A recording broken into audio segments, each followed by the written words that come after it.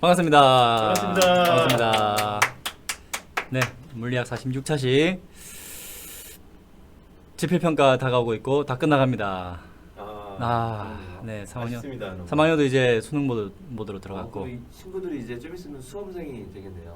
뭐 고2는 이제 고3이라고 봐야죠. 고3. 네. 수능 끝나면 여러분들 이제 고3 현역입니다. 네. 그런 의미에서 전자기파에 대해서 좀 잘 알아야 되겠죠. 그렇습니다. 네. 고3은 전자기파에 대해서 다 잘 알고 있어요. 네. 네. 자외선을 이용해서 꽃을 보면 이건 일반적인 이제 가시광선으로 본 거예요. 네. 자외선을 이용해서 사진을 찍으면 오, 색깔이 다르네요. 다르게 보이죠. 근데 자외선은 눈에 안 보이죠. 색깔이 없는데 색깔을 입힌 거네요. 맞아, 이거는 약간 이제 CG죠, CG. CG. 가상으로 자외선으로 이제 카메라를 찍은 다음에 그 영상 데이터를 약간 끌어내려서 가시광선으로 끌어내려서 만약에 우리가 자외선을 본다면 이런 식의 색깔로 보일 것이다 하는 그런 가상 영상이죠. 이제 꽃이 우리가 볼 때는 되게 예쁘기만 한데 우리가 볼 땐 네. 지금 잘렸네요. 우리가 볼 때는 어이구 동그라미 잘못 쳤네요. 우리가 볼 때는 단순히 그냥 예쁘고 그냥 단순한 색깔 같은데 자외선으로 보면 이런 독특한 모양들이 보통 주로 이제 가운데 방향을 중앙을 가리킵니다. 요게 이제 그 곤충들이 자외선 쪽 이제 전자기파를 빛을 볼 수 있기 때문에 곤충들을 대상으로 이제 만든 색깔이었기 때문이죠. 사람이 대상이 아니네요. 네, 생명과학쌤은 이미 잘 아시겠지만 네, 사실 알고 있었습니다. 모르는 척 감사합니다. 좀만 더 참아주세요. 네. 저번에 광섬유 스포에 네. 많이 끝난 다음에 네. 욕을 하시더라고요. 지금 엄청난 그 악플들이 달리진 않았습니다. 그래서 이제 모르는 척하기. 네네. 이 꽃을 이렇게 보면 예를 들면 이 첫 번째 꽃 말이에요. 노란색인데 꽃 그 수술 맞나요? 네. 수술도 노란색이에요. 그래서 곤충들이 이거 잘 볼 수 있을까?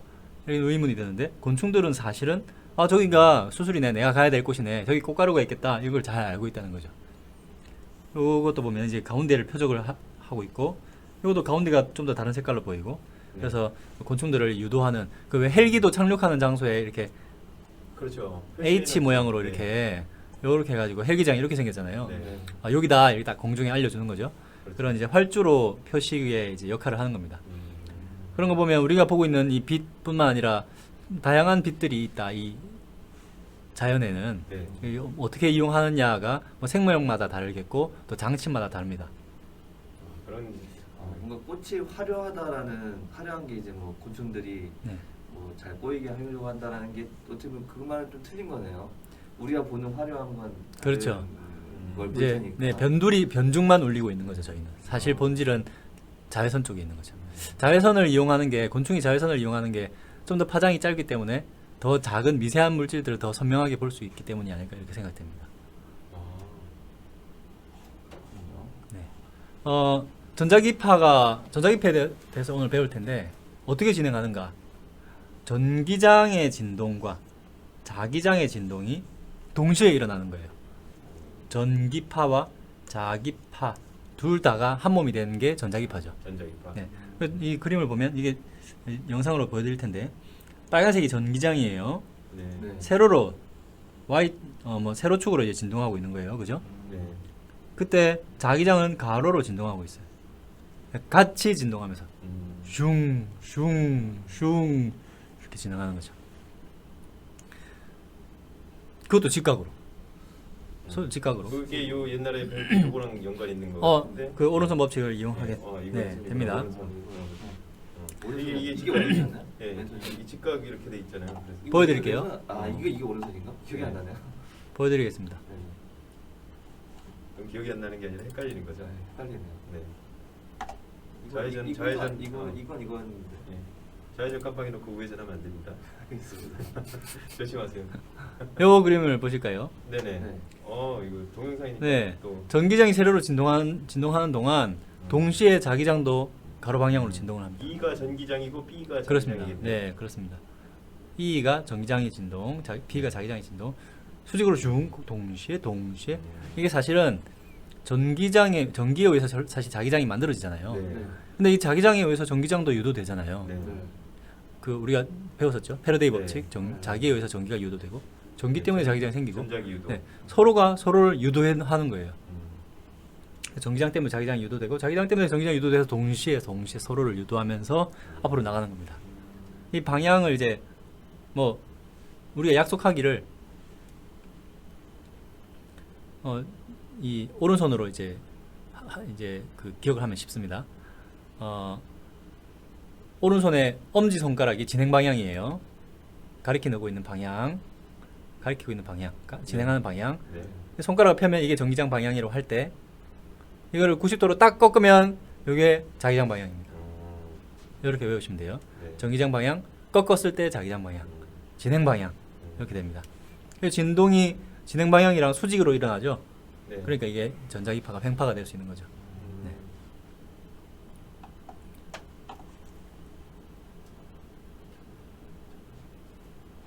그래서 동시에 직각으로 이루어진다는 거. 그다음에 또 우리 전자기파에 대해서 배웠던 거, 이제 파동에 대해서 이제 공통적으로 배운 거지만 속도는 파장 길이 곱하기 진동수였습니다. 이거 네. 네, 그거 기억납니다. 네, 중요하기 때문에 한 번 더 말씀드리는 파동에 겁니다. 대해서. 초당 3번 진동하는 애가 있어. 한 번 진동할 때마다 2m씩 간대. 파장 길이가 2m라는 거죠. 그러면 초당 몇 미터 가는가? 6m 간다. 네. 여기 속도가 나오는 거죠. 네. 그런 식으로 외우시면 네. 돼요. 간단한 예, 네. 정수로 나오니까 아주 그죠? 쉽게 이해가 되네요. 네네. 저는 그렇죠. 공식 대신 이걸 외우고 있습니다. 음. 그리고 전자기파는 에너지가 진동수에 비례한다. 아마 학생들 이제 동시에 이루어질 이 오프라인 수업에서 배웠겠지만 빛 알갱이 광자의 에너지는 하라는 이 상수 곱하기 진동수 이렇게 결정되거든요. 진동수가 클수록 에너지가 큰 거야. 그럴싸하죠. 진동수가 작을수록 에너지가 작은 겁니다. 물론 이제 빛들이 많이 모였을 때는 얼마나 많은 빛 알갱이들이 모여 있는가, 그것도 당연히 에너지 양의 차이를 주겠죠. 빛 알갱이 한 개라면 진동수가 중요한 거죠. 이 전자기파에 대해서 이 발견된 역사가 재밌습니다. 일단 네. 전기장에 의해서 자기장이 만들어지고 네. 또 자기장에 의해서 전기장이 만들어지는 거, 네. 이런 것들을 이전에 이제 과학자들이 패러데이라든지 이런 과학자들이 발견을 했죠. 이거 외울 필요 없는 거죠? 저. 이거 뭔가 뭐 네. 꼬부랑 이거 대시가 많고 예. 뭔가 안 해도 됩니다. 네. 안 해도 됩니다. 네. 안 해도 되는데 이제 참고 삼아. 네. 참고로 외워야 된다. 네. 패러데이는 사실 수학적으로는 조금 부족한 과학자였어요. 네. 네. 되게 어려운 환경에서 자랐기 때문에. 초등학교도 못 나왔다고. 그렇죠. 그러던데요. 글도 잘 몰랐고 그래서 대신에 대중 실험으로 아주 유명한 과학자가 됐고 네. 또 전기장이랑 자기장이랑 뭔가 연관이 있다를 찾아냈죠. 네. 나중에 맥스웰이라는 이 수학에 아주 뛰어난 학자가 전기장과 자기장에 대한 지금까지도 아주 정말 멋지고 아름다운 식이다 이렇게 평가되는 맥스웰 방정식을 발견합니다. 유도합니다. 이 식 4개로, 간단한 식 4개로 전자기장의 움직임을 모두 다 설명할 수 있어요. 전자기파에 대한 모든 걸 설명할 수 있어요. 근데 이게 희한한 게 전자기파에 대한 식을 맥스웰이 완성을 했어요. 근데 이걸 가지고 속도를 유도해 보니까 어쩌고 저쩌고 이렇게 나오는 거예요. 그러니까 잘렸네요. 3 곱하기 10의 8승/s 정도가 나오는 거예요. 근데 이게 깜짝 놀랐습니다. 맥스웰 자신이 깜짝 놀랐습니다. 뭐야? 이거 실험적으로 요즘 한참 유행으로 이렇게 막 측정하고 있는 빛의 속도랑 되게 유사하다. 빛 과시광선 네. 반짝반짝, 그거랑 전자기파에 대한 자기가 유도한 이 속도 값이랑 너무 비슷한 거예요. 그래서 맥스웰은 이거 같은 거다. 이건 같은 거기 때문에 이런 유사성이 나올 수밖에 없다 해서 전자기파는 빛이다. 아니, 빛은 전자기파의 일종이다. 이렇게 결론을 내립니다.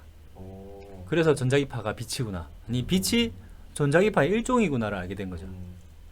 사실 패러데이가 또 실험으로 그 빛이 자기장에 영향을 받다는 걸 맞습니다. 밝혔잖아요. 맞습니다. 네.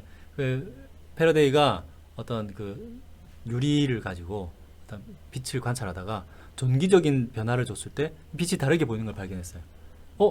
빛이 왜 전기의 그 영향에 따라서 이게 진행이 달라질까? 얘도 전자기파인가 보다. 그런 힌트는 얻었지만 수학적으로 증명해낸 건 맥스웰이죠. 맥스웰. 그래서 맥스웰은 이 패러데이를 존경하는 마음에서 특별히 이렇게 따로 이렇게 보고를 했다고 합니다. 그래서 편지를 써서. 그래서 패러데이 법칙, 맥스웰 방정식 이렇게 하는 건가요? 맥스웰 법칙이라는 말도 있나요? 맥스웰 법칙은 아니고 맥스웰 방정식입니다. 네. 그래서 패러데이 법칙의 맥스웰 방정식인가 봐요? 패러데이 법칙은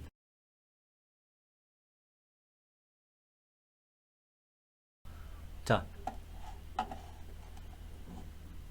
전자기파가 그래서 파장의 길이에 따라서 또는 진동수에 따라서 뭐 같은 거죠. 종 이름이 다양하게 붙여져 있습니다. 우리가 보통 알고 있는 가시광선에서 볼게요. 빨간초판 한보 막 있죠. 네. 빨간색이 파장이 제일 길어요. 네. 되게 전자기파 영역에서는 되게 좁은 부호예요. 우리가 자연에 있는 빛 중에서 정말 일부분만 사용하고 있는 거예요. 굳이 이 부분을 이용하는 이유는 이 부분이 뭐 우리 몸을 파괴시킬 만큼 너무 에너지가 크진 않고 그렇다고 너무 파장이 막 길어서 대상을 뚜렷하게 보기 어려운 그 정도도 또 아니고 그래서 대상을 명확하게 볼 수는 있으면서 우리 몸에 해는 주지 않는 적당한 선인 거예요. 그래서 가시광선을 이용하는 동물들이 많이 있죠. 파장의 길이가 길수록 에너지가 적습니다. AM 라디오로 해서 이용하는 라디오파입니다. RFID 뭐 이게 예, 교통카드. 교통카드. 네. 음, FM 라디오도 라디오파죠. 네. 여기 이제 와이파이인가요? TV 신호를 원래 전파로 이렇게 원래 이제 네. 옛날에 그 이렇게 안테나 세워가지고 네. 그 생선 가시 모양 그거 지금도 사용 가능하대요. 스카이라이프 네. 이런 네. 거. 스카이라이프는 이제 네. 마이크로파라고 이제 위성 통신입니다. 좀더 빠른 요거. 센 이건 GPS네요. GPS. 요새 요즘 쓰는 통신들은 데이터량이 점점 더 늘어나니까 더 진동이 빠른 걸로 해서 이제 더 많은 데이터를 정보를 담을 수 있도록 하고 있습니다. 와이파이도 5G랑 네. 그러니까 5기가짜리랑 2.4기가짜리 이렇게 있잖아요. 맞아요. 저희 맞아요. 그 와이파이도. 맞습니다. 이제 적외선 카메라에서 적외선을 쓰죠. 빨간색 바깥 부분에 있는 선이라는 겁니다. 적외선. 좀 더 가까워지면 리모컨도 적외선이에요. 빨간색이 가까이 있기 때문에 이제 카메라로 찍으면 빨간색이 보여요. 눈으로는 잘 안 보이는데 가끔씩 이제 리모컨 딱 눌렀을 때 불구슬망이 보일 수도 있어요. 뭔가 보이는 맞아요. 경우도 있었어요. 네. 가까운 적외선입니다. 빨간색에. 저것도 근데 색깔 입힌 거잖아요. 원래 우리 색깔이랑 가시광선 영역에서만 나오는 거고 왜냐면 우리 눈이 인식하기 그렇죠. 때문에 네. 저거 색깔 입힌 거잖아요. 근데 맞습니다. 재밌는 게 색깔을 거꾸로 입히잖아요. 사실 그 에너지가 높은 게 파란색인데 그 온도가 높으면은 이제 빨간색을 우리가 빨간색을 뜨겁게 생각을 하니까 기분 온다라고. 사실 반대로 입히는 거잖아요. 맞아요. 그렇죠. 에너지 측면에서 봤을 때 열 에너지가 많으면은 원래 그 빛은 파란색 에너지가 많으니까. 그 물 온도도 빨간색이 뜨거운 거, 파란색이 차가운 거죠. 네. 뭐 빛 에너지는 반대죠. 네. 이렇게 가시광선 넘어가면 이제 보라색 바깥쪽 선, 네. 자외선이죠. 여기도 사실 우리 눈이 일부 볼 수 있대요. 근데 일부 볼 수 있는데 눈에 해롭기 때문에 이 수정체가 맞나요? 이 눈에 있는 렌즈가 이게 바깥쪽으로 이제 꺾어 버린다고 망막에 직접 도달하지 못하게. 그리고 넘어가면 짧아지죠. 진동수가 커집니다. X선. X선. 네. 해롭죠. 네. 이제부터는 본격적으로 많이 해롭게 됩니다. 더 가면 이제 내려가. 뭐가 네, 있나요? 감마선 있습니다. 감마선. 감마선 있는데 그 이제 저희 PPT로 보도록 하겠습니다.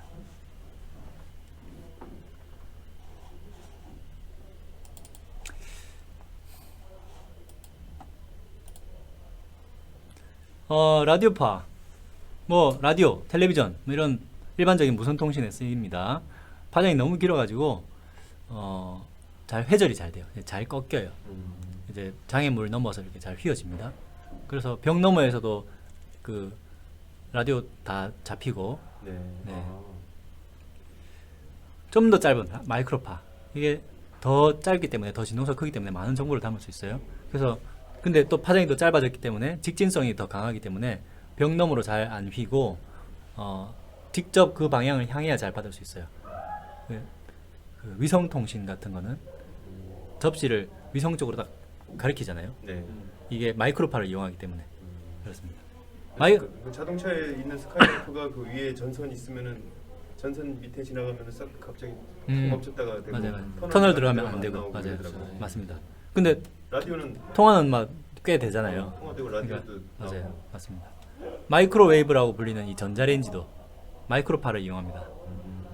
휴대전화 통신이 마이크로파에 속하네요. 이제 가시광선입니다.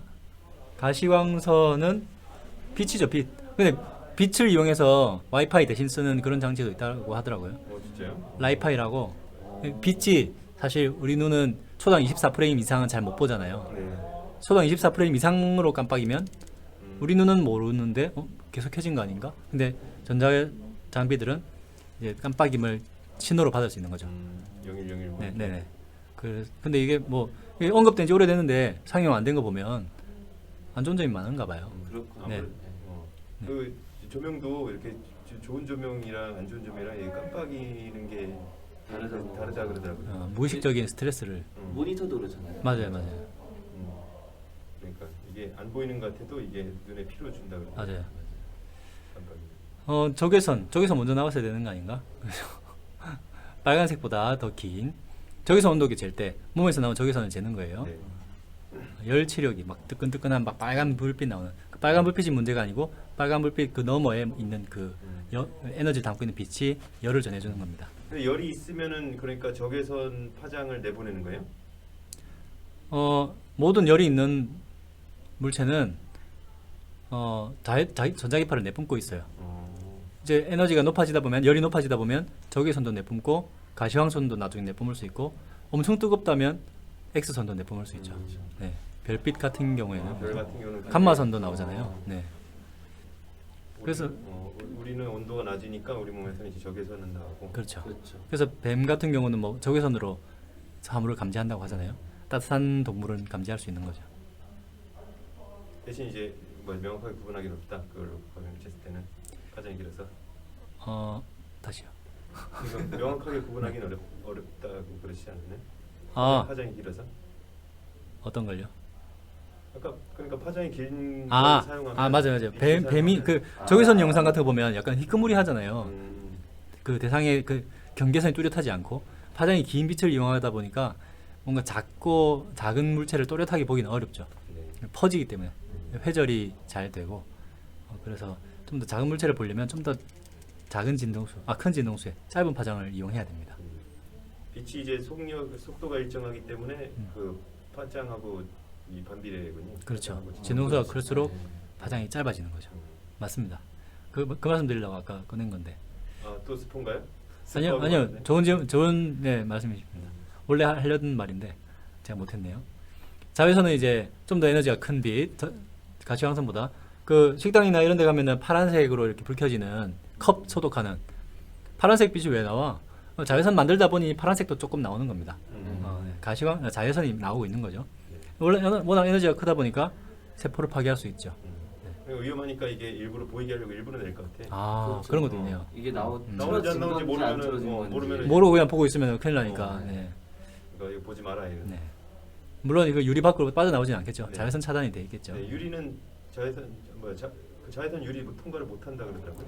자외선 종류가 두 가지가 있다고 알고 있는데 그 중에 하나는 유리를 통과를 못 한대요. 네. 하나는 하는데 아마 그걸 차단하는 장치가 돼 있겠죠. 필름이. X선은 사람의 몸을 투과할 수 있습니다. 반응성이 사람의 몸에 있는 분자들은 별로 크지 않아서 뚫고 지나갑니다. 근데 뼈는 잘 못 뚫고 지나가서 뼈 사진을 볼 수 있죠. 그것뿐만 아니라 뭐 건물 내부를 부수지 않고 볼 때 건물도 일부 투과하기 때문에 내부의 구조를 파악할 때 씁니다. 감마선은 훨씬 더 엑스레이의 더 업그레이드 버전, 파괴력이 엄청나죠. 네. 투과성도 좋고요. 그래서 이렇게 이 조그만한 점들이 뭐냐면 이게 하나하나가 감마 총들이에요. 근데 약하게 다양한 방향에서 쏘면 어느 한 점에서 만나겠죠. 네. 그 한 점이 바로 이 사람의 뇌에 있는 암세포인 거예요. 암세포에서 이렇게 교점이 생기는 거예요. 그럼 여기서는 진폭이 커져서 거기서는 세포를 태울 만한 에너지가 나오는 거죠. 나머지는 세포가 타지는 않고. 그래도 여전히 해롭겠죠. 네. 그래서 많은 각오를 하고 네. 또 뭐 약도 먹고 이걸 해야 되잖아요. 그렇죠. 네. 피해를 덜 입기 위해서. 그 원자력 발전소 그 폐기물 나오는 그런 에너지 정도 되는 거 아니에요? 맞습니다. 그렇죠. 맞습니다. 이게 방사능이에요. 네. 방사능입니다. 방사능의 종류 하나가 이 감마선입니다. 네. 시간 많이 썼네요. 20분 썼네요.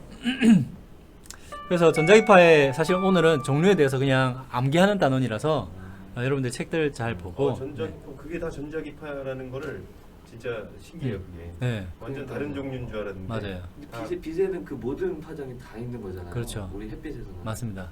그러니까 이게 그 진동수역만 다른데 성질이 워낙에 달라지기 때문에 이렇게 다양한 방면에서 이용되고 있는 것 같아요. 전자기파 오늘 정리할 과제는 전자기파의 진동수가 클수록 파장이 길고 에너지가 높나? OX 퀴즈입니다. 네. 네, 오늘 수업 여기까지 하겠습니다. 예. 네. 수고하셨습니다. 고맙습니다.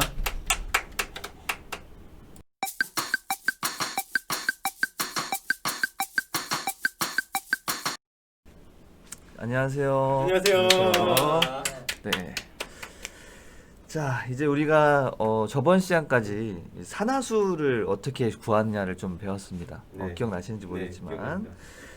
그래서 한번 기억하고 계신지 한번 알아보려고 좀 가져왔습니다. 네.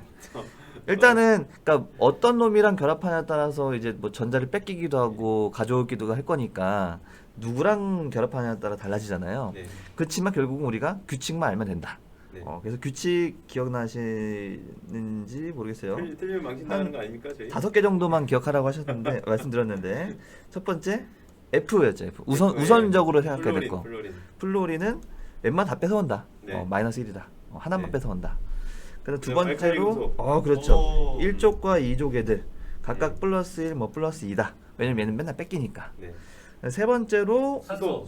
산소 말고 여기서 갈렸네. 산소. 제가 제가 아쉽습니다. 안 틀리려고 네. 다물고 있으려고 그러니까. 괜히 입을 모르게 네. 나왔는데 산소가 네. 아니라 수소입니다. 수소가 먼저고 플러스 1이고 산소가 그다음에 산소. 마이너스 2. 아, 그 다음에 이제 뭐 다른 이거 다 없다. 그럼 이제 17쪽을 찾아보자는 거죠. 17쪽 애들은 또 웬만하면 뺏어오니까 네. 마이너스 1일 거다. 이런 식이었죠. 언급했네. 그래서 여기 괜찮습니다. 뭐 이 정도야 뭐. 여기 보면은 n을 구하 NH3에서 n을 구하고 싶다. 그럼 우선순위에 h가 있네. 그럼 h가 플러스 1이니까 질소는 마이너스 3이야. 이런 식이었죠. 네. 뭐 몇 가지 또 볼까요? 뭐 요거 H2O2 이제 과산화수였는데 얘는 좀 특별한 애였죠. 그러니까 우리는 보통 산소가 마이너스 2였는데 여기 보니까 수소가 우선순위니까 얘 네. 플러스 1이야. 그러니까 산소가 마이너스 1이어야지 이게 딱 맞아. 이런 식으로 구하는 거였죠. 그래서 산화수를 구하자는 게 저번 시간까지였고 이걸 왜 구했냐 여태까지. 앞으로 우리가 반응해서 누가 산화되고 누가 환원되는지 알아내고 그래서 이게 산화수가 변하는지 좀 보기 위해서입니다. 왜냐면 산화수가 변한다라는 것은 산화수가 증가하고 감소한다는 건데 그 말은 전자를 누군가 잃고 얻는다라는 거죠. 그래서 비로소 이 반응이 산화환원 반응이다라고 얘기할 수 있다라는 거죠.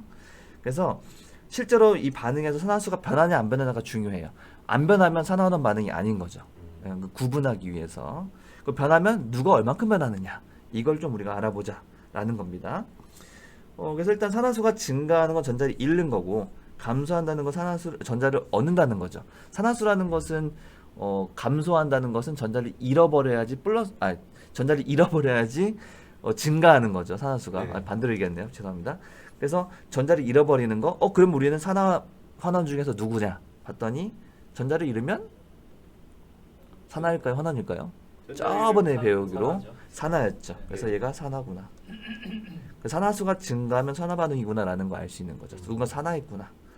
반대로 산화수가 감소하면 환원됐구나 라는 거 얘기할 수 있는 거죠. 그래서 이거 이제 대표적인 암모니아 생성하는 이 반응인데 여기선 0이죠? 둘 다 0입니다. 근데 이제 NH3에서 아까 봤지만 H를 플러스 1로 하면 N은 마이너스 3이 됐죠. 네. 그러면 각각의 이제 원소에서 질소는 보니까 감소했네? 감소했으면 환원됐네? 라고 얘기할 수 있는 거고, 수소 같은 경우는 산화수가 1 증가했는데 0에서 플러스 1 됐네? 그럼 얘는 산화됐어 라고 얘기할 수 있게 되는 거죠.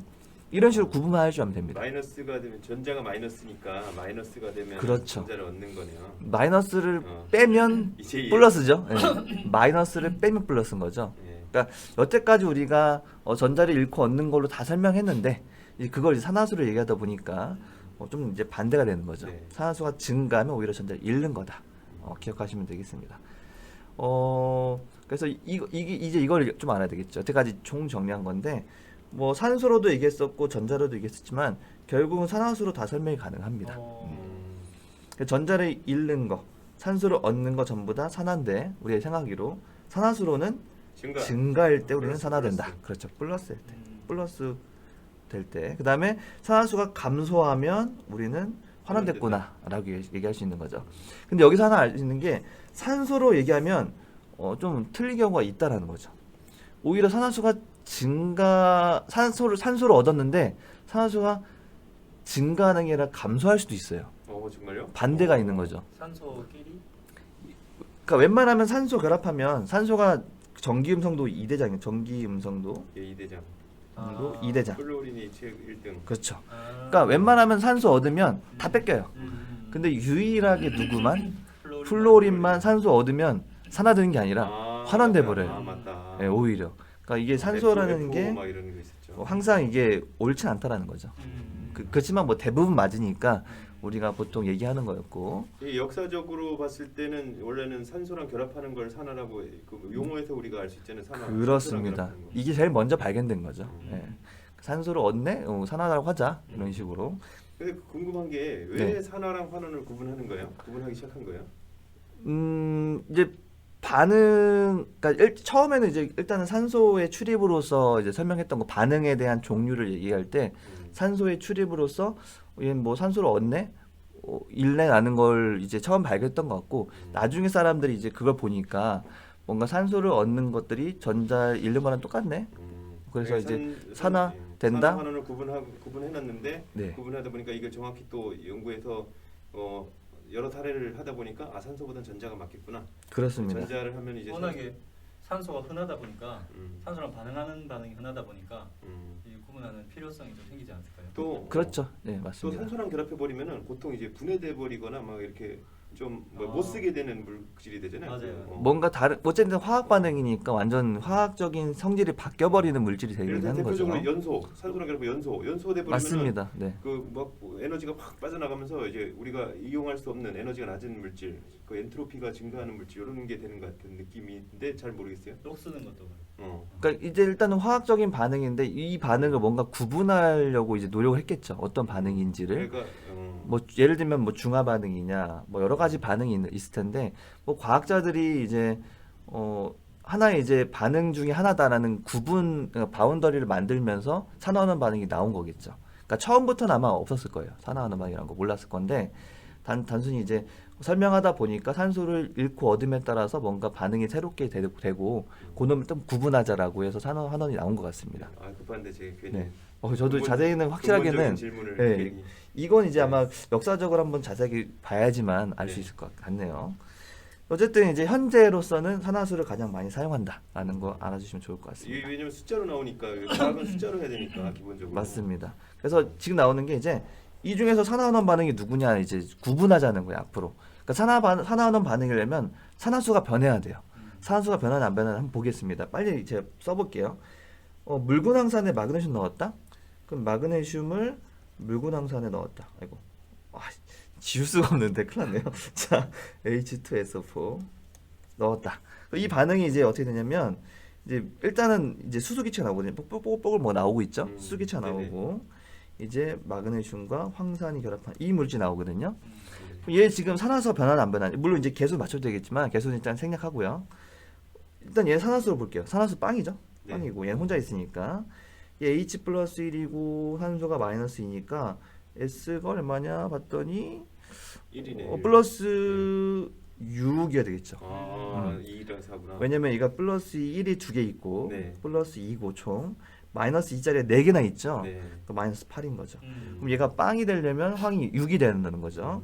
그다음에 여기 봤더니 H는 빵이 됐고요. 네. 얘는 여기 보면은 마그네슘 이제 플러스 2죠. 왜냐면 화합물에서는 이제 2족 네. 금속이니까 우선순위에서 플러스 2가 되고 마이너스 2가 되겠죠.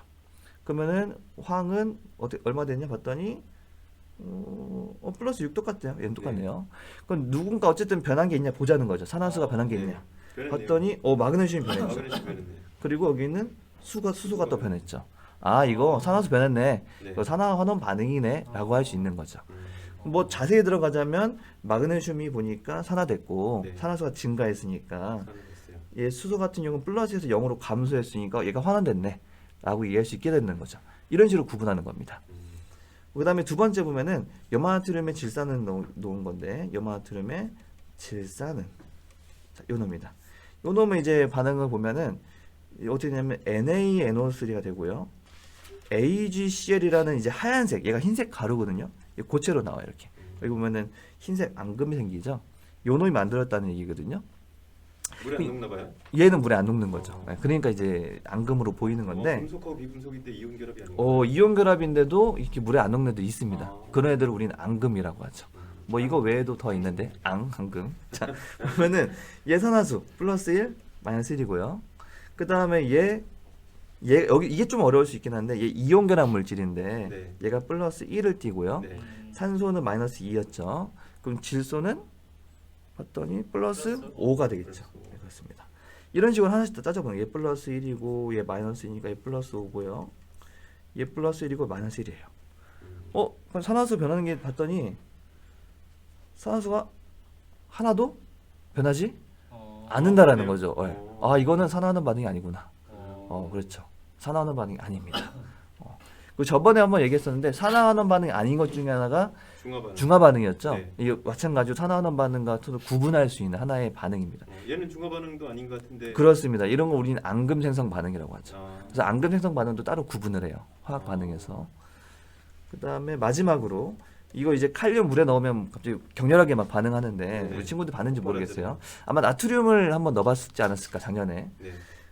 이제 반응 어떻게 제가 되냐면 동영상 올린 거 있어요. 공통과학. 아 그렇군요. 통합과학, 공통과학이래 아직도. 그러면 통합과학. 그것도 이제 과학 아는 형님의 네. 올려져 있겠네요. 네. 과학 아는 형님에서 찾아보시면 되겠습니다. 네. 칼륨이 물에 녹으면 이제 수소기체가 발생하면서 막 격렬하게 막 반응하는데 그러면서 만들어지는 KOH입니다. 수산화 칼륨이죠. 이 염기성, 강염기성의 물질이 만들어지는데 이것도 화학 반응을 보면은 이 산화수를 보면은 얘 빵이었다가 얘는 플러스 1, 마이너스 2였죠. 네. 얘 산화수 빵, 얘 플러스 1, 산소 마이너스 2니까 수소 플러스 1이고 다 뭐 이렇게 되겠죠. 그 봤을 때 변하는 게 있나 봤더니 변하는 게 있죠. 네. 여기 칼륨이 플러스 1로 칼륨이랑 증가하죠. 수소 일부가 또. 수소는 또 일부가 안 변하는 것도 있지만 변하는 것도 네. 있는 거죠. 네, 그렇습니다. 어쨌든 이건 산화수 변하니까 얘도 산화환원 반응이네. 산화환원 반응에서 이렇게 기체 발생하는 일이 잦나요? 덜어 있긴 하죠. 근데 이거 말고도 뭐 아닌 경우도 있는데 우리 눈으로 보기 좋은 걸 이제 실험에 넣다 보니까 기체 발생하는 게 많이 있는 거죠. 왜냐면 이제 아무래도 이제 산을 이용하다 보니까 그러니까 산성 물질을 이용하다 보니까 수소기체 많이 나오는 거고요. 또 염기성이 만들어지죠.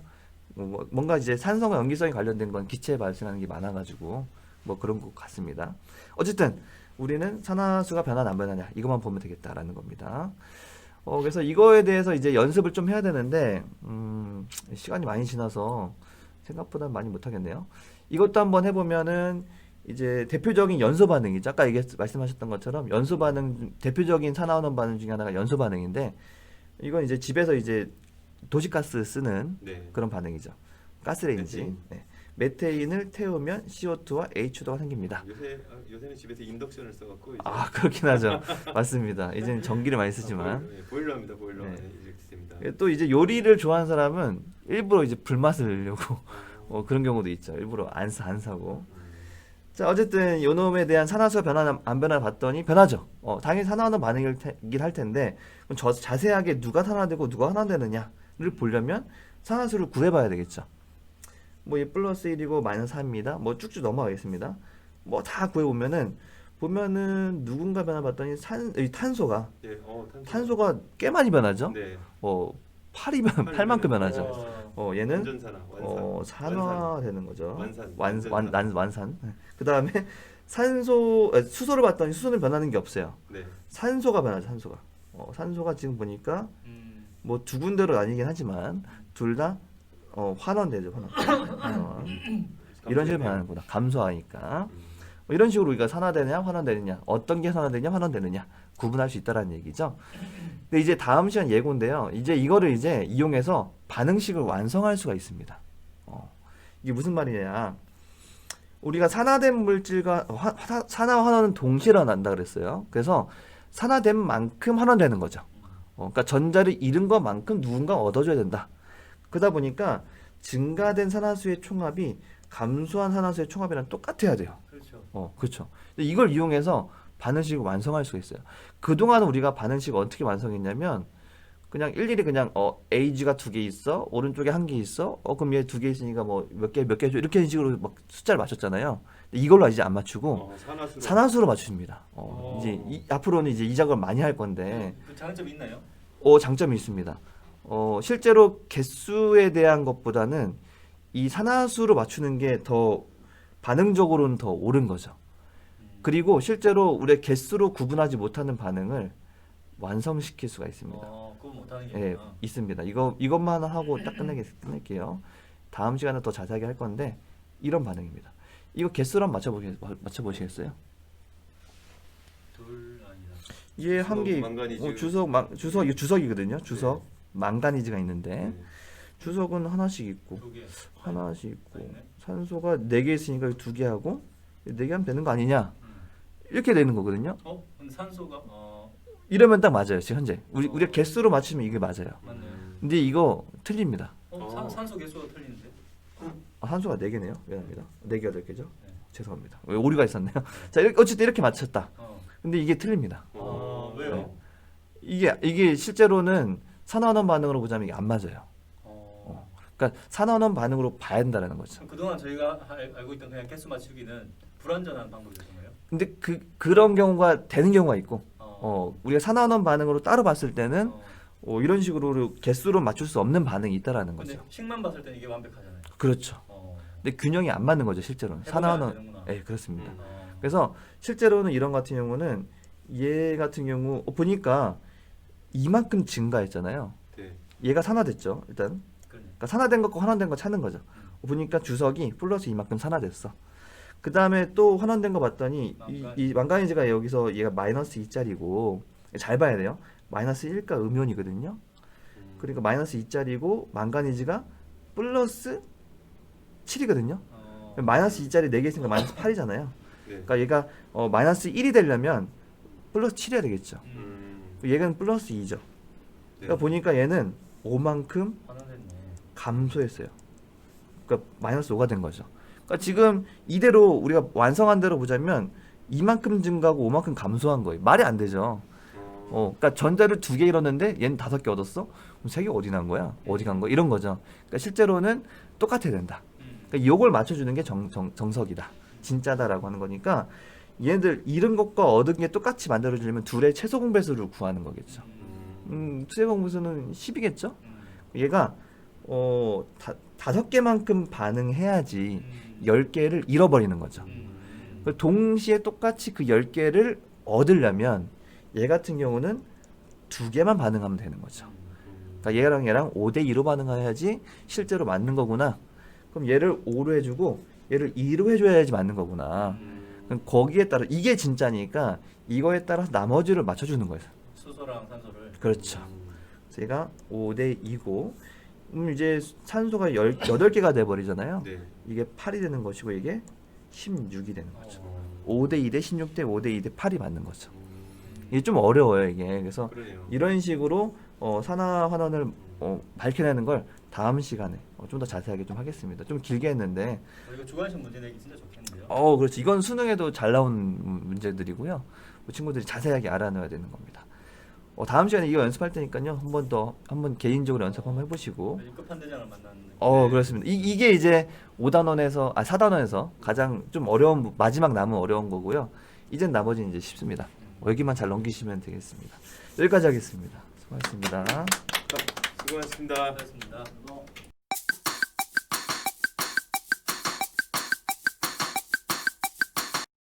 자, 반갑습니다. 반갑습니다. 네. 자, 생명과학원 시간입니다. 네. 오늘 또 이렇게 녹화하는데 아주 우여곡절이 많았어요. 자, 그래서 제가 이렇게 푸른 하늘, 마음을 좀 푸시라고 푸른 하늘을 이제 배경을 준비했습니다. 예. 예. 빛이 있고. 어디 서 있는 거죠? 난 누구인가? 자유 낙하주. 네. 네. 자, 오늘은 에너지 흐름과 물질 순환에 대해서 알아볼 건데요. 여기 제가 이렇게 하늘 그림을 준비해 온 이유가 요 바로 요 태양 그림을 한 거죠. 자, 태양. 바로 우리 지구의 에너지 근원이죠. 네. 그래서 이 에너지를 주는 태양, 또 맑은 하늘, 가을 하늘 또 보고 이렇게 마음 좀 이렇게 가지시라고, 이 코로나로 우울한데 이렇게 푸른 하늘 보면서 아주 이렇게 활짝 핀 마음을 가지시라고 한번 준비를 해봤다고 좀 해보죠. 네. 알겠습니다. 네. 해보겠습니다. 네. 네. 자, 제목이 이제 에너지 흐름과 물질 순환인데요. 요게 이제 제목이 의미하는 게 뭐냐면은 요게 에너지는 그냥 흘러나가고 물질은 순환한다. 물질은 이제 돌고 도는데 에너지는 그냥 흘러나간다 이거예요. 그러니까 에너지는 순환하지 않고 물질은 순환한다. 이런 내용입니다. 자, 우리가 살아가는 에너지 어디서 오냐? 바로 태양으로부터 옵니다. 왜 나 지금 태양으로부터 온다고? 내가 태양 전지판 달고 다니는 거야? 맞나?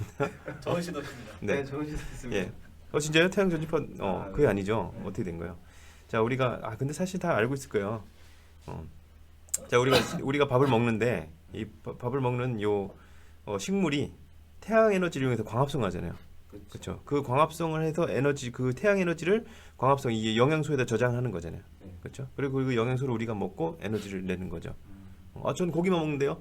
자, 그 고기도 우리가 소고기를 먹는다, 돼지고기를 먹는다. 그러면 걔들이 먹는 이제 곡식이라든가 풀이라든가 이런 것들이 다 태양 에너지로 영양분을 만든다는 거죠. 결국 이제 빛 에너지를 가지고 그 녹색 식물을 비롯한 생산자가 영양분을 만들면은, 그렇죠? 그거를 우리가 소비자, 초식동물 1차 소비자, 또 그 고기를 먹는 육식동물 2차 소비자, 이렇게 에너지가 이쪽으로 이동하는 거죠. 그렇죠? 그리고 얘들이 이제 죽거나 이제 똥을 싸거나 죽으면은, 그렇죠? 이 사체나 배설물을 갖다가 분해자가 이렇게 분해를 합니다. 근데 이 과정에서 다 에너지가 나오게 됩니다. 일단은 식물들이 자기 에너지를 만들어서 남한테 주기 위해서 사실 에너지 만드는 게 아니라 자기가 쓰기 위해서 만드는 거죠. 얘가 에너지를 씁니다. 얘가 에너지 쓰면은 에너지가 자기가 쓰고, 그 에너지가 이제 낮은 단계, 에너지라는 건 보존이 돼야 되잖아요. 네. 그렇죠? 우리 여기 최쌤이 제일 잘하실 텐데, 최쌤이 여기 둘 다 전문가시네요. 전문가 앞에서 제가 감히 얘기하기 어려운데, 어쨌든 에너지는 보존이 돼야 되잖아요. 네. 그렇죠? 그리고 에너지가 없어지는 게 아니라 이게 낮은 그 에너지, 이용할 수 없는 그 에너지, 열 에너지가 돼서 이제 달아나게 됩니다. 이렇게 달아나게 됩니다. 자, 얘들도 이제 그 초식동물도 그 풀 먹고 육식동물도 고기 먹고 자기가 에너지 씁니다. 그러면 이제 열 에너지가 돼서 달아나는 거죠. 그것도 분해자도 분해해서 자기가 씁니다. 열 에너지 다는 거죠. 여기도 이제 식물이 쓰는 거고요. 결국에는 에너지는 태양으로부터 들어와서 이게 열 에너지 바뀌어갖고 지구 밖으로 나가는 게 끝입니다. 그리고 열 에너지는 다시 회수해서 쓸 수가 없잖아요. 그래서 이게 엔트로피가 증가한다 이렇게 얘기를 하잖아요. 그렇죠? 네. 그래서 에너지는 흘러간다. 이렇게 되는 겁니다. 물질은 순환하는데 에너지는 흘러간다. 에너지 흐름입니다. 그래서 자, 그런데 우리가 과학에서 얘기를 하려면 어떻게 돼요? 과학에서는 항상 이런 걸 에너지를 숫자로? 그쵸, 숫자로 얘기해야 돼. 숫자로. 그렇지. 우리 숫자가 나와야 됩니다. 자, 그래서 근데 이제 생명과학에서는 다행히 정확한 숫자는 안 나옵니다. 대강의 숫자만 나와요. 대강의 숫자만. 자, 그래서 이 생태학자들은 이제 이렇게 생각하는 거죠. 이 어떤 생태계 전체가, 생태계를 이루는 어떤 그 생산자 전체가 얼마만큼의 에너지를 받으러서 얼마만큼의 영양분을 생산하는가, 정확히 말하면 유기물이라고 하는데, 생명을 이루는 물질 얼마만큼의 유기물을 생산하는가, 그거를 이제 수치로 이제 나타내야 되죠. 그거를 우리가 총 생산량이라고 합니다. 자, 그런데 요거 그렇게 생소한 개념은 아니에요. 여러분 혹시 저번에 봤던 이런 그래프 기억나시나요? 네. 예. 요 그래프 뭐예요? 이 식물이 광합성하는 그 빛의 세기에 따라서 광합성 얼마나 하는가 그래프죠. 아 예. 그때 세로축할 때 어떤 특정한 빛의 세기에서 빛의 세기에서 나오는 측정되는 이제 광합성량을 우리가 순광합성량이라고 그랬죠. 네. 그렇죠? 순광합성량. 그리고 근데 사실은 얘가 순광합성량은 이제 얘가 호흡으로 쓰고 남은 거, 그렇죠? 이거 빨간 거까지 해야 되는구나. 호흡으로 쓰고 남은 거만큼을 빼고 실제로 생산한 거, 전체 생산한 거에서 호흡으로 쓴 거 빼고 나머지가 순광합성량이잖아요. 그렇죠? 네, 네. 호흡량 뺀 거잖아요. 호흡량, 그렇죠? 그리고 그래서 순광합성량이랑 호흡량 합친 게 총광합성량이라고 그랬죠. 자, 여기도 다 그거였습니다. 요거는 한 식물 개체에서 나오는 거고, 요쪽 그래프는 식물 한 개체고, 우리가 요 생태학자들은 요 군집 정체를 보는 거죠. 그러니까 어떤 숲에서 그 숲에 이루는 나무랑 풀이랑 또 이제 광합성하는 미생물들도 있거든요. 이런 애들이 전체적으로 생산한 양을 이제 보는 거죠. 그래서 걔들이 광합성을 하는 총량이 이제 총 생산량이에요. 광합성을 해서 총 이제 이뤄내는 유기물의 양, 총 생산량이 되는 거고. 근데 그거를 얘가 스스로 호흡해서 써버려요.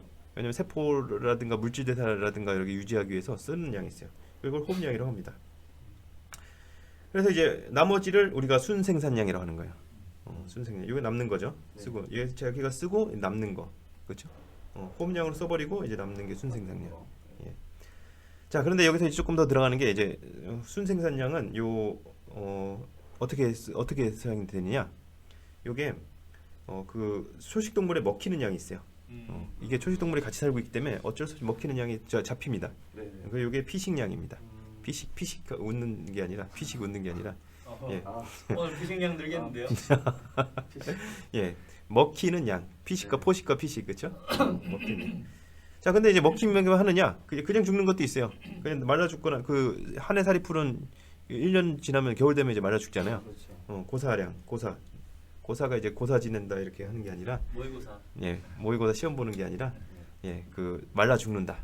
겨울 되면 말라 죽는다. 한 해 살이 풀 같은 경우 생각하시면 돼요. 그리고 한 해 살이 풀 아니라도 이파리 같은 거 낙엽을 쥐잖아요. 그렇죠? 낙엽 떨어뜨리면 이게 다 만들어낸 그 생산한 것 중에 낙엽으로 떨어져 버리는 거잖아요. 자, 이렇게 그냥 죽는 거, 그냥 없어지는 거가 됩니다. 그리고 나머지가 바로 이 식물 군집이 생장량이 됩니다.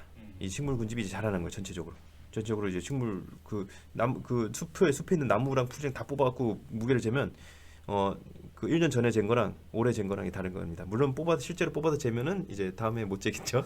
그러니까 예상을 추정을 하는 거겠죠. 자, 이렇게 이제 생산자 총 생산량이고요. 자, 그럼 이 피식량은 누가 먹어요? 아까 전에 초식동물이 그렇죠. 초식동물이 먹죠. 자, 초식동물도 그러니까 초식동물이 먹는 양은 요거예요. 그러니까 아까 그 태양으로부터 에너지가 에너지의 일부를 에너지가 다 이제 광합성하는 거 아니고 태양으로부터 오는 에너지 일부를 광합성해서 요 유기물을 만드는데 그 중에 일부가 초식동물한테 가는 거죠. 자, 초식동물도 얘가 살아가면서 호흡으로 써버리는 게 있죠. 그렇죠? 아, 네. 초식동물도 이렇게 호흡으로 어느 정도 이렇게 써버릴 겁니다. 초식동물의 호흡량이 되겠죠. 또 비슷한 네. 그래프가 또 하나 네, 나오는군요. 그렇죠. 작은 그래프가 또 나오는 네, 거죠. 네. 예. 그리고 이제 초식동물도 먹히는 애가 있겠죠. 초식동물도 육식동물이 있으니까, 그렇죠. 뭐 이렇게 메뚜기가 있으면 사마귀가 있고, 그렇죠. 그리고 토끼가 있으면은 여우가 있고 이렇게 먹히는 애가 있죠. 여기 피식량이 있습니다. 또 피식, 그렇죠. 진짜 자주 등장하네요. 예, 피식 자주 등장합니다. 자, 그리고 얘들도 그냥 그 잡아먹히지 않고 그냥 손실되는 게 있어요. 예를 들어 늙어 죽는 애들도 있잖아요. 그렇죠. 자연사 하고 또 고독사. 예. 이게 웃을 일이야. 아, 그러네요. 네. 심각한 사회 문제인데. 심각한 문제죠. 네. 동물 자연사. 세계에서도 네. 고독사가 그럼요. 있겠죠. 그럼요. 네. 예. 그리고 배설되는 양이 있습니다. 배설도 이제 이게 다 소화되는 게 아니라 소화하지 못하고 나가는 양이 있어요. 배설. 식물은 똥을 안 쓰니까. 네. 식물은 똥을 안 쓰니까 이게 없는데 낙사. 그러니까 먹혔다가 그냥 나가는 게 있어요. 그러니까 이런 건 이제 그냥 손실이죠. 그렇죠? 자연사하고 배설 이런 건 그냥 손실 잡히는 거죠. 그렇죠? 자, 그리고 나머지가 그래서 요 초식동물이 늘어난 양입니다. 나머지가 생장량. 초식동물 이제 수가 늘어나는 거죠. 새끼를 더 많이 낳고. 이 숲이 성장하는 만큼 숲이 성장하면 또 요 점점 늘어나니까, 그렇죠? 생장량이 나중에 잡힐 거 아니에요, 그렇죠? 그럼 숲이 점점 늘어나니까 초식동물 양도 점점 늘어날 수가 있죠. 물론 이제 극상을 이루거나 하면은 이제 거의 뭐 그 균형을 잡혀 있겠지만 좀 성장하는 좀 이렇게 숲에서라면은 이런 일이 계속 생장량이 이제 좀 잡히겠죠. 자, 그러면 또 이제 요 피식량은 또 어떻게 되느냐? 요 피식량은 또 이렇게 또 그 2차 소비자. 그렇죠? 1차 소비자고 2차 소비자. 얘들도 이제 뭐 또 피식량, 그 자연사 배설량, 생장량 이렇게 잡히겠죠. 자, 그래서 이게 원래 이제 대부분의 생태계에서는 이렇게 그 에너지량의 차이가 생깁니다. 에너지량이 생산자가 가장 많고 그 다음에 1차 소비자, 그 다음에 2차 소비자라고 갈수록 점점 에너지량이 줄어들어요. 왜냐면 먹는 걸 전체를 다 먹는 게 아니니까. 그렇죠. 자, 그래서 어떤 게 나타나냐? 이렇게 피라미드 모양이 나타납니다. 그래서 이런 거를 우리가 생태 피라미드라고 합니다. 보통은 이렇게 나타납니다. 뭐 이게 정확히 안 맞는 경우도 있어요. 어떤 경우냐면 생산자 수명이 너무 짧거나 이러면은 이게 죽어 있는 애들이니까 안 잡히잖아요. 그런 경우도 있긴 한데 그런 경우 매우 드문 거고, 보통은 이제 우리가 일반적인 생태계라면은 이렇게 피라미드 쪽으로 유지를 해야 됩니다. 뭐 일제로 생각한 게, 여러분들 그 우리나라의 인구가 5천만 명 정도 되나요? 5천만 명인데 우리나라에서 한 해 동안 사육되는 닭의 두수는 얼마나 될까요? 수입을 안 한다고 생각했을 때. 한 사람당 수입을 안 한다고? 예, 수입을 안 한다고 생각했을 때. 한 사람당 여러 마리 먹다. 그렇죠. 그러니까 물론 이제 그 한 순간에 재면은 닭은 이제 수명이 짧으니까 닭은 3개월마다 닭은 이제 양계장에서 3개월 키우거든요, 딱. 그러니까 한 순간 재면은 이제 닭 수가 더 적을 수 있지만 1년에 그 사육되는 마리 수를 총 세 보면은 인구보다 많을 거예요, 보통. 20배 많을 것 같아요. 엄청 많은. 그렇죠. 왜냐면 뭐 일주일에 닭을 한 마리씩만 먹는다고 해도 급식에서 닭 계속 나오잖아요. 그렇죠. 그러니까 만약에 정상 우리 한국 사람이 이제 먹는 그 닭을 공급하려면은 닭 마리 수가 인구 수보다 많아야 돼요. 그렇죠. 한 15. 15까지는 안 되는 것 같은데. 그래도 거의 1년 생각하면 네, 1년이니까 5천만 천만 명이 몇십 마리 20마리 먹을 네. 것 같은데요. 네, 그거는 예, 통계청에 가서 한번 통계 포털 홈페이지 가서 한번 확인해 보시고요. 그런 통계가 있는지 모르겠는데. 어저께 일답했는데요. 예. 그러니까요. 자, 일딱이나 일딱했는데. 대단하십니다. 위대하십니다. 자, 어쨌든 그래서 이렇게 위로 갈수록 좁아지는 피라미드 모양이 날 수밖에 없어요. 이래야 생태계가 제대로 유지가 돼요. 그게 보통은 개체수로 이제 봐도 되고요. 근데 개체수는 잘 안 맞을 때도 있어요. 왜냐면은 나무 큰 거 하나 있으면은 거기에 그 애벌레가 한 1000마리 정도 살 수도 있을 것 같아요. 개체수로는 이제 확실히 안 맞는데, 이게 생물량, 그러니까 무게를 재보는 거예요. 이게 생산자의 전체 무게, 전체 그 단위 면적당 이제 얼마나 많이 사는가 무게를 다 재보는 거죠. 그러면은 이렇게 확실히 되겠죠. 에너지량은 더 확실하겠죠. 에너지량이 더 많아야겠죠. 이렇게 위로 갈수록 좁아져야 안정됩니다. 먹는 애보다 먹히는 애가 많아야죠, 당연히. 그렇죠? 자, 여기는 기억이라고 했는데 이게 교과서 그림이라서 그런데 생산자입니다. 생산자겠죠. 예. 자, 그래서 우리가 요 생태 피라미드가 나오는데, 그래서 요 에너지 피라미드에서 우리가 에너지 효율이라는 게 나옵니다. 에너지 효율이 좀 달라요. 요게 만약에 이제 요 1차 소비자의 에너지 효율이라 그러면 1차 소비자가 가진 에너지를 갖다가 전 단계 에너지로 나눠주면 됩니다. 그래서 얘가 어느 정도의 에너지 효율을 가지는가, 얼마만큼을 먹고 이제 얼마만큼의 에너지를 가지고 있는가, 이런 에너지 효율을 이런 식으로 구할 수가 있습니다. 20% 10% 뭐 그 정도 되나 보네요. 네, 그렇습니다. 근데 이게 다 달라요. 이게 생물 종에 따라도 달라요.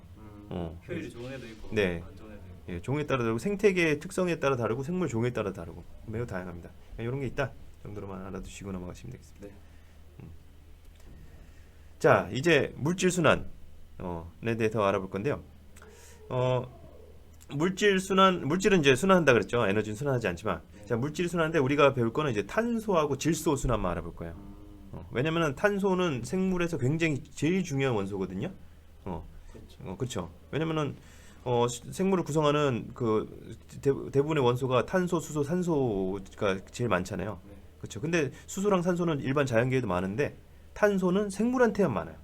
왜냐면 생물을 이루는 이제 유기물의 정의가 뭐예요? 유기물이라고 하는 생명을 구성하는 물질을 말하는 건데, 이 유기물의 정의가 탄소를 포함한 물질을 말하잖아요. 뭐 이산화탄소 빼고 뭐 이런 예외가 많아서 그렇지. 탄소가 제일 중요한 물질이고, 그리고 질소 순환은 이제 다음 시간에 배울 건데, 질소는 이게 또 이 핵산이나 단백질의 원료인데 이게 제일 부족하기 쉬운 그 우리가 농사를 지을 때 제일 밭에 부족하기 쉬운 원소예요. 그래서 질소 비료를 막 줘야 돼요. 그래서 질소 순환이 이제 나옵니다. 탄소랑 질소 여러 가지 뭐 인도 있고 뭐 여러 가지 뭐 많은 다 모든 물질들이 다 순환하는데 그 중에서 탄소랑 질소로만 한번 살펴보도록 하겠습니다. 오늘은 간단하게 탄소만 살펴보도록 할게요. 네. 탄소 되게 쉬워요. 자, 탄소는 이게 생물하고 환경하고 왔다 갔다 하는데 환경에 있는 탄소는 생물이 이용할 수 있는 환경에 있는 탄소는 다 이산화탄소예요. 대기 중에 이산화탄소예요. 요 과정 아시겠죠? 요 과정 뭐예요? 광합성. 그렇죠. 광합성이에요. 광합성으로 대기 중에 이산화탄소가 탄소가 생물로 들어옵니다. 유기물로 바뀝니다. 네. 자, 그리고 요 과정입니다. 하는 거예요? 요 과정 뭐예요? 하. 그렇죠. 호흡이죠. 호흡이죠. 네. 간단하죠? 네. 예, 광합성으로 생물로 들어오고 호흡으로 나갑니다. 어. 호흡으로 다시 이산화탄소 나갑니다. 간단합니다. 요거밖에 없어. 되게 쉽죠? 자, 근데 이제 문제는 뭐냐? 요 생물을 갖다가 생산자, 소비자, 분해자 같은 생태적 지위에 따라 나눈 거예요. 그러면 이런 복잡한 그림이 나옵니다. 아이고, 예. 숨겨져 있었네. 복잡한 그림이 나옵니다. 물에 탄소도 있잖아요. 예, 그런 거는 이제 그건 물의 탄소는 그냥 탄산 CO2랑 이런 거. CO2랑 그냥 같은 걸 봅니다. 같은 걸로 보고요. 지구과학에서는 그걸 좀 다른 걸 보는데요. 생명과학에서는 이제 그냥 같은 걸 봅니다. 그렇군요. 예, 그냥 이산화탄소가 녹아 있다 이렇게. 알겠습니다. 이산화탄소가 녹아 탄산이 된다 이거 아니고 이산화탄소가 녹아 있다 그냥. 오케이. 우리 사이다 먹으면서 화학 선생님들은 사이다 먹으시면서 이게 탄산 이온이네 하지만 우리는 그냥 이산화탄소네. 생물 유산 교사들은 이산화탄소네. 이산화탄소 녹아 있네. 해서. 네. 물리는 맛있네. 자, 그래서 이렇게 뭐 복잡해지는데 복잡해도 하나도 없어요. 이게 들어오는 건 이산화탄소가 들어오는 건 광합성, 네. 나가는 건 호흡이에요. 다 나간다. 다 예. 호흡이네요. 그래서 얘도 얘도 호흡하죠. 생산자도 호흡하죠. 1차 소비자도 호흡하죠. 그리고 요게 근데 이제 탄소가 이제 이동하죠. 탄소가 이제 영양분소 먹고 먹히니까. 영양소의 형태로 이동을 하죠. 네. 탄수화물 뭐 지방 단백질 형태로 이동하죠. 그래서 이동하고 얘는 그래서 호흡해서 써버리고 또 여기 있던 게 여기로 이동하고 얘 또 호흡해서 대기로 돌아가고 그렇죠? 자, 그래서 얘들이 다 죽으면 이제 썩잖아요. 분해자가 분해면 분해자가 또 호흡하는 거잖아요. 그게 썩는 게. 그래서 또 그게 또 이걸 돌아가는 거예요. 다 호흡으로 돌아가는 겁니다. 그렇죠? 네. 뭐 또 바다 또 얘는 또 그림이 또 바다는 또 따로 해놨네. 그렇죠? 바다도 뭐 마찬가지죠. 뭐 똑같죠. 예. 똑같은 거죠. 자, 근데 여기 이제 하나가 다른 게 있습니다. 인간이- 아까 안 났다. 자, 화석연료를 태우는 게 있습니다.